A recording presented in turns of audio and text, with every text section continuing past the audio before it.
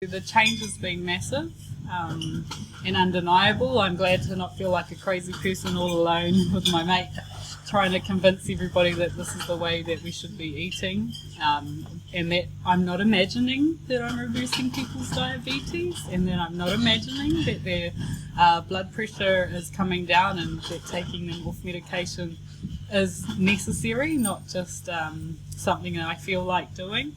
You know, a lot of the things in the low carb mission or revolution is, there's lots of comparison for Māoridom in terms of questioning authority in society, and so for us fighting for things, especially for our whānau and iwi and hapu, and it comes naturally.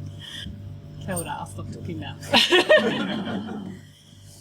Kia ora koutou, kua huihumai nei tēnei ata. He uri aho no Ngaitahu ki te Waipounamu. Ko Lily Frase toku ingoa. I'm from Ngaitahu, which is my marae are both based out of Dunedin, and I was born down there but moved up to Auckland as a kid. I'm a GP at Turuki Healthcare in Māngere, and yeah, like Maya said, we started around the same time, and one of the first information evenings we came to was here. I figured it out by accident because it just made sense. So it made sense that if you have diabetes, you shouldn't eat carbohydrates because you can't process them well. And I had one particularly motivated patient who was very, very interested in nutrition and kept on bugging me about which were the vegetables that were going to make him improve his diabetes. And I was like, well, I don't think the vegetables are the issue. I think it's the carbohydrates. And so on a whim, based on common sense, said, I think you should eat red meat and green vegetables. And 3 weeks later he came back off his insulin, and 4 months later he came back kind of half the size he used to be, and we took him off with medication. And so then I had to find out more.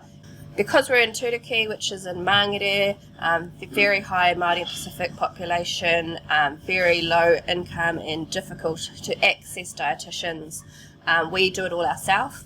So we run a low carb support group, which we live stream onto Facebook, which I know some of you watch.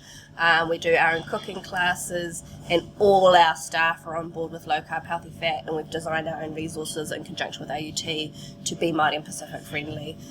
So that's really, we've done it internally, and it's completely changed my way of practicing medicine for the better. Mm-hmm. Kia ora. What we've got you to there, one thing that I think is very interesting, is a massive attention to this approach, especially for the community you work, that it's not possible to feed yourself doing this way. It's not affordable. It's going to create more social inequality. What do you make of that? I see people that actually have $30 a week to live on for food, and so when I'm talking to those people, my focus is really different. But for most of my patients, they are having some kind of protein, some kind of vegetables, and some type of carbohydrate every day. And so really the conversation is talking about identifying carbohydrates, removing those, so in theory it should be cheaper, and fasting. And so when you combine those two things together, logic says it should end up cheaper.